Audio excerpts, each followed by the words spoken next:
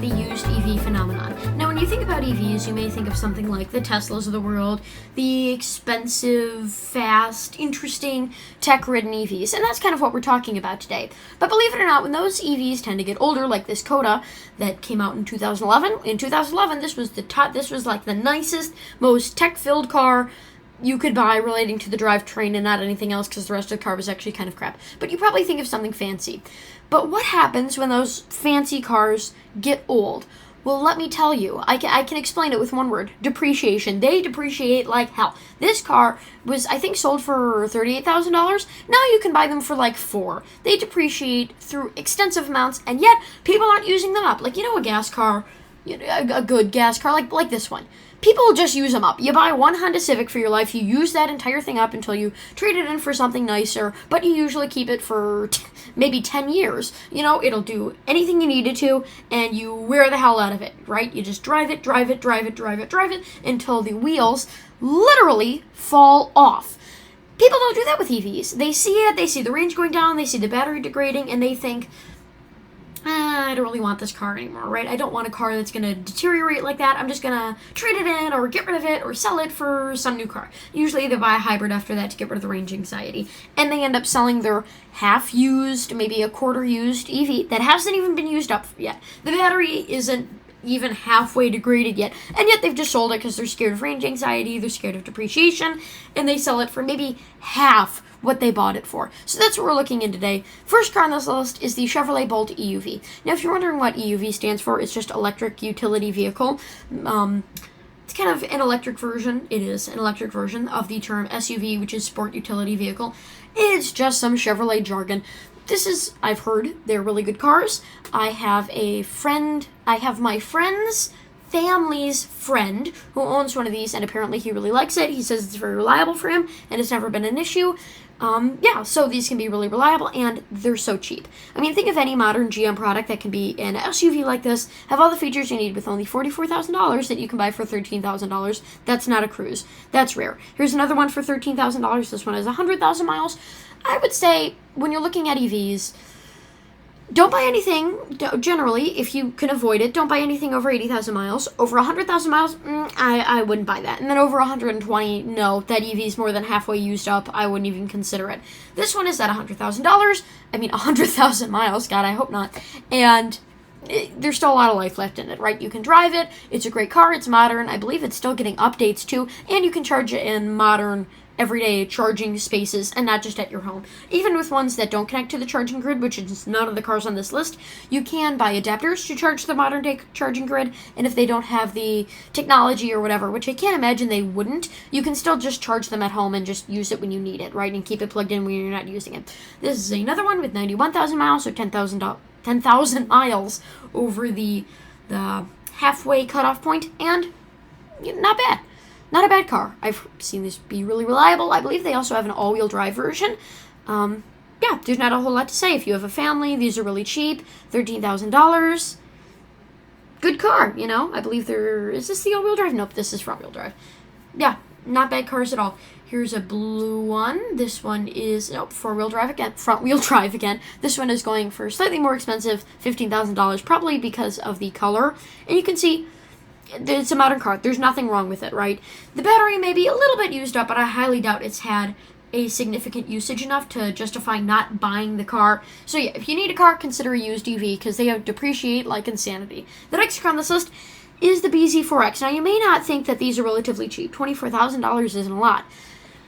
Until you remind yourself that a 2016 used Toyota Camry is $24,000. So a 2023 all-wheel drive top trim level Toyota BZ4X with all of these features: power liftgate, navigation system, keyless start, heated steering wheel, heated seats, cooled seats, adaptive cruise control, Apple CarPlay, Bluetooth, home link, USB port, alloy wheels, sunroof, moonroof, automatic emergency, all this stuff. It's even got a backup camera. With all that stuff and all-wheel drive for $24,000 with less than 40,000 miles on the clock? Yeah, man, they're great. They're fantastic. These BZ4Xs are so amazingly cheap. And look at it. It's not like you're camping in your own car. I say that a lot. It's very nice. It's very luxurious. It has all the features you probably realistically are ever going to use I drive a 2015 Toyota Prius, and Toyota felt like they had to overcompensate for the awful driving. I don't think it's awful, but many people did at the time, so they had to make up for the awful driving with features. Half of them I haven't even touched since I've owned the car, and I've owned it for 3 years now, so that's saying something. This car has the right amount of features, the features that you'll actually use, and it has all-wheel drive, $24,000. That's great. This one is $20,000, only 8,000 miles. Again, it's a limited in red all-wheel drive, and you can already tell, not even halfway used up yet. Not even mostly used up yet. Rear heated seats. Do I have to keep going? You get the point of this. They're just so incredibly cheap. You look at the car industry, and you think, wow, this is insane. They're selling cheap cars for way more than expensive. And that's true, right? The car industry, modern day car industry, is insane. It's impossible to buy something new without breaking the budget. But there are also little rips, little holes in the multiverse that create these little pockets where you may just be able to find something new, like the Toyota Venza. That's a little cheat code on how you can get a RAV4 for $10,000 less, or how you can get a fancier Toyota BZ4X for one that has only had less than 10,000 miles on it, is only 1 year older, and costs half as much. $20,000, all-wheel drive, features, great. If you need a cheaper car, let's say you're in high school, you're in college, you just need something that'll drive, these don't roll over. I repeat, they do not. You can buy one of these. The Smart 42 electric drive. This one is a coupe. It has 50, that's all they made, so yay, I guess. It has 55,000 miles, and it's going for 390,000 miles. For $390,000. Can you tell I'm dyslexic? It'll work really good. The battery will work. If you need a new battery, I'm sure it won't be that expensive. It may be hard to find, but I highly doubt they're going to charge an exorbitant amount for a Smart 42 electric drive battery. These cars are great. You can replace the radio. You can replace the crap in them. And you want to know what's the goofy part of this? It even has a Mercedes-Benz-esque radio. Isn't that fun? Yeah. You've seen that before. You've seen this radio before. Hasn't been in any Mercedes products. I think it's been in the cheaper ones. But it's the same overall styling that you would see in a Mercedes product. And yeah, it's a great car. They're not bad at all. The styling is modern, and some interiors, like Tesla interiors, if you want to update that thing, you're screwed. Everything is a custom part. It's all bolted in. It's all a pain in the butt to change anything because you need to rip the entire interior apart. That's not one of these. You can just easily tack crap onto the interior to make it easier to drive. It'll charge at most charging stations. Not that quickly, but again, it will charge. You can charge it overnight. It'll get you to your job. It'll hold a decent amount of groceries. This one even has a touchscreen. Not bad cars at all. This one, $6,000. This is a 2016, and you can see there's still a bunch of life left in it. You've got nice floor mats. There's not a whole lot to say. It's a simple, cheap EV. We need more of these. And you've even got a lovely sunroof. I think it's a moonroof because it can't. Yeah, you've got a lovely moonroof, and you've even got a shade. So if you don't want people breaking into your car, you don't want to be able to see inside your car from outside your car. Scary, right? Then you can pull the thing there. Isn't that great? This one is a newer one, 2018, pretty new car, $7,000, 32,000 miles, electric drive. Look at that. Modern interior. And this is something that people don't consider. There are so many things where people don't consider it.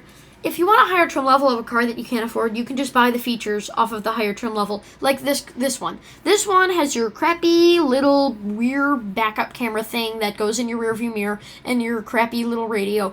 You can just buy the radio from the top trim level one and install it in this. Now you'll have to do some wiring and all that crap, but it won't be that bad. There's a stupid ASMR video that I kind of inspired this video, and it was all light blue, and he did this weird ASMR with it. Anyway, you could buy the blue shifter off of that and stick it on this thing, right? Don't be afraid to change your car for how you want it to. If you can't tell, I'm kind of getting into customization with my Prii. Yeah, I put an F-150 badge on the back of it. Ha ha ha, I know. I'm so full of comedy. I'm so hilarious. But yeah, they're great cars. They're very, very cheap. They're fantastic. Seriously. The next car on this list is the 2012 Nissan Leaf, or the Nissan Leaf in general. Now, this is a double-edged sword, because these are good cars. They're good. They can last a long time. But a lot of times, the battery is very, very used up. Very, very used up. So, it's kind of a trade-off. Now, the batteries for these are expensive. I believe they're $6,000 to put in. But if you put in a new battery, You've essentially got a brand spanking new car. I mean, again, think about it. Brainstorm with me. Bring your head as close to the screen as possible. We're gonna do the little magic hands with me. Let's do a little think sesh here. If there's no engine in the car, and the only thing between the motor and the wheels is sometimes a transmission, most times not, if the company isn't stupid, and just an axle, and the only thing that drives the motor is electricity, which is stored in the battery, what would go wrong with the car? What would need to be replaced? The motor, that they degrade slightly, but that's not like needs to be replaced. Like, that motor will still work for a very, very, very long time, right? So you wouldn't necessarily need to replace the motor. The axles wouldn't need to be replaced. They might, but not as frequent. They're not like that expensive to replace if they need it, which I highly doubt they will. It's just the battery. So if you replace the battery, you got a brand new car. The motor doesn't degrade that much. And I say that much, probably even if at all. And the amount that it does degrade, you're not even going to feel it. You're not even going to notice it. If you get a new battery with an EV, it's a brand new car, aside from the tech and the features. The physical things are the only thing that is keeping it down. The physical interior features are the only thing making it feel older. In terms of your drivetrain, it's a brand new car. So if you're willing to put $5,000 into a $3,000 car to have a working car, I would say that that's worth it. Okay, I would really say that's worth it. And a lot of times they have good features, and a lot of times they're in nice colors. Now, I think the Nissan Leaf is hideous. I'm sorry. Personal opinion, can't change it. Okay, you're entitled to yours. I'm entitled to mine. I think it's one of the most ugliest cars ever made. I think Nissan is a crap company, and I think that their stupid steering wheels are hideous. But it's a good car. It's great value. Heated seats, everything you want. Replace the battery. You get a brand new car. You get a lot of features for very, very cheap. Dank Pods owns one, and his is even old. It's even older. It's one of the 2013 to 2015s, I believe. I believe his is a 2014. He's fine with it, and he hasn't even replaced the battery. So yeah, I would say with these old EVs, it's worth it to replace the battery. It'll last a lifetime. The next car is these BMWs. The depreciation on these is unbelievable. The last two of these are the weird ones. They're cars that you wouldn't associate, that you wouldn't think of when you think of an EV. And they're both cars from car companies that were trying to make it into EVs, but it was like they were aliens. They had no clue what to put on the market, so they just put random garbage. Like, not garbage, but you know what I mean, just random crap. They just like, what if we make it a hatchback with 4 doors, but the rear doors only partially open, dude. Yeah, that's awesome. So they made these weird cars. There's 2 of them. There's the Mazda one, and then this one. We'll get to the Mazda one in a bit. And the depreciation. Oh my God.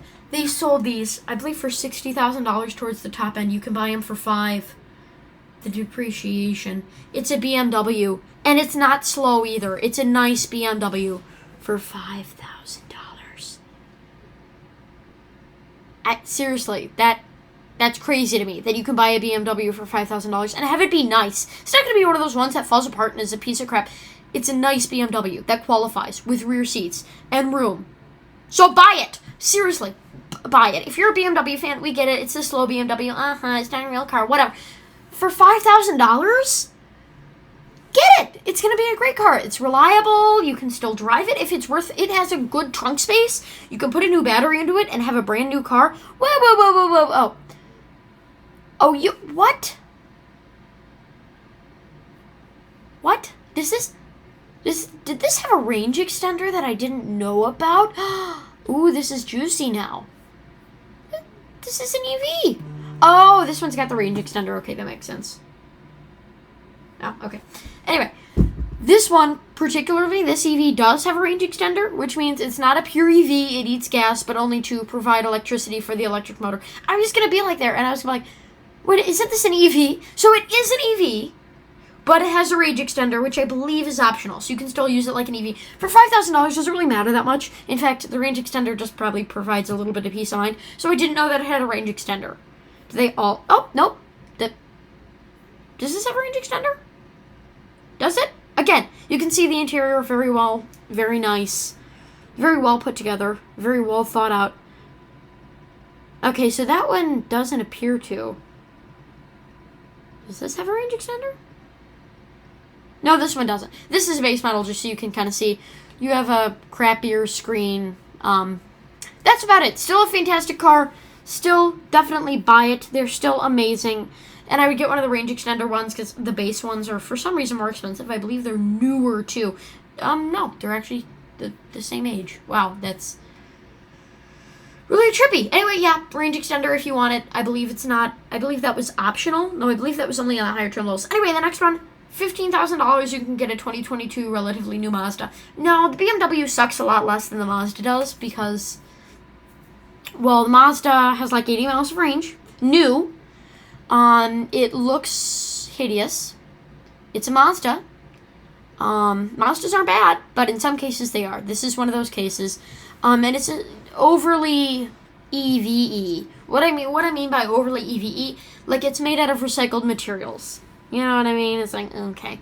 But it's not bad. It's still a decent car. And for 15 grand, I would say this is more the E-Skyactiv. I still don't know what the hell Skyactiv means, even though this is, I don't know. These range extender EVs, they're getting too unnoticeable for me. Like, I used to know when an EV was range extended. Have I lost my EV touch? I think I might have. Anyway, they're still great cars. They're still fine, even if the rear seats suck a little bit. Still a nice car. Still fun to drive.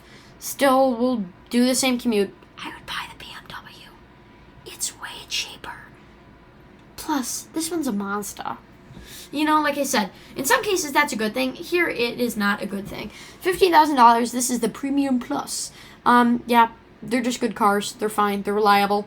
Now, this isn't an EV you would relatively put a new battery into, because I imagine that would be a pain in the rump to put a new battery into one of these. But, you know, use it up, drive it till the wheels literally fall off. Great car, $60,000, 2,000 miles. If that ain't new enough for you, I don't know what is. A new car?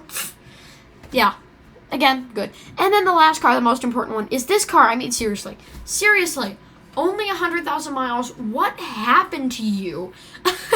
I mean, I'm going to tell you the backstory to this car. I don't know it, but I'm going to make it up. And Joel, I'm so sorry for you. It's even on a trailer. This car looks like it was stolen, then used for 2 years, then returned, then taken to a chop shop, then got chopped down to all of its pieces, and then put back together again. And then I need to make up more after that. So, they even put the screen in. They put their own custom radio in. Look at that. Look at that. Wow. See, they even left the old radio there for you. See? Lovely people. Thank you, Joel. Joel, I really do appreciate that. $500. $500. It's got 4 doors. They close. It's got 4 wheels. You got a problem with that? Huh? It's even got a hood. Look at that. So it went from the chop shop. It got chopped up a little bit. Then they realized that no one wanted the parts from it, so they put it all back together. They even installed a new stereo system. And then it was a support for a bridge for about 20 years. And then a homeless man stole it and used it as a boat for 4 months. And then he ended up selling it, but he put duct tape all around the interior to make it waterproof. And then that guy who goes out in the ball, you know what I mean, the plastic ball, Penguin Z-Zeros talked about this, and goes into hurricanes. He bought it, and then he took it into a hurricane, and then he took it out of the hurricane, and then gave it back to Joel. So that's officially the lore and story of this 2007 Honda Civic. Someone please rescue it. I don't care if you don't need a car. Don't even put insurance on it. Just let it die peacefully. And look, he's even got a nice truck. Like, how do you get a car? Like, was it the tractor? Did they use it to mow the fields? I mean, seriously. What a weird... Is that a Tesla back? That's a Tesla back there. So they've got a Tesla, a brand new Silverado, and then their 2-time chop shop Hurricane bridge support car that's just been rotting away. And the red fender, that was nice. And it hasn't even been replaced. It's just been spray painted. Usually when you see like a different color fender, you're like, oh, that's nice. The owner cared enough to replace it. They just spray painted it. And they didn't even do a good job. Ever heard of masking tape? You had enough in the interior. Oh, no, never mind. Wait, so the car was red, and then they fixed it with gray parts. and then they spray painted the red parts red.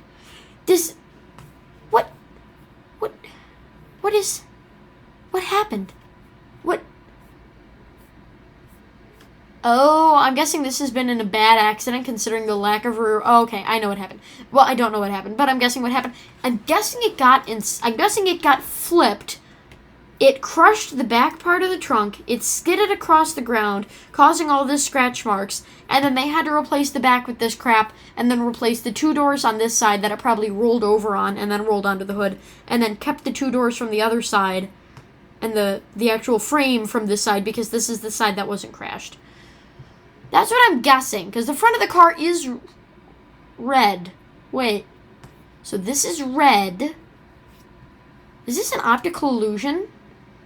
Because now they look black and gray. So red, gray. Huh. It's a mystery car. But this is red. No, Apple TV. Anyway, thank you, goodbye. Before Apple TV.